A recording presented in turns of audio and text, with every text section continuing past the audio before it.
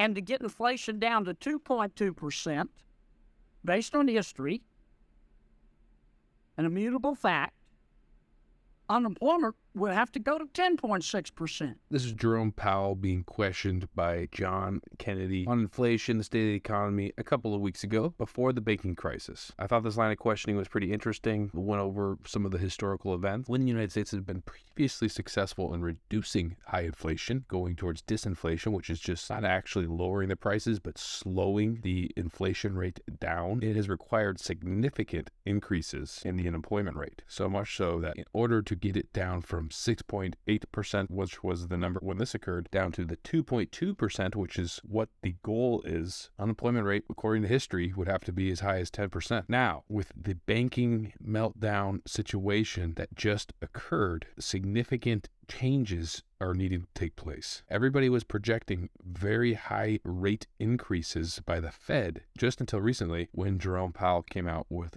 just a 25-point increase. What does this do to our economy? It's hard to know 100% certainty, but what most likely will happen is, unless we are incredibly lucky, the inflation rate is going to continue to rise because the increase in the interest rates is not enough to tamp this down, which is going to prolong this issue. So instead of still fully addressing this problem, we're hoping that a smaller increase will get the job done, prolonging this period of us kind of waiting and hoping. I'm hoping that inflation will go down and we're not going to reach these levels of unemployment, but history is generally a pretty good indicator of how things go. And if you look back over the last few years on what's happened, there's a lot of similarities to previous crashes. People who have been saying, no, not this time. Oh, no, not this. It's kind of playing out that way. And you look at what's happening with the banking crisis currently, it looks pretty scary. I don't know exactly what we do. I can tell you that my personal opinion is that they're going to do anything they possibly can to keep the financial system from melting down, because obviously that would be the collapse of not just the United States, but many countries. So much of commerce is conducted in and through the United States. I think it's more about just understanding what's going to happen over here in the course of the next few years. It's not going to most likely be this prosperous time. I don't think many people really think it will be. There's going to be pain. This is going to take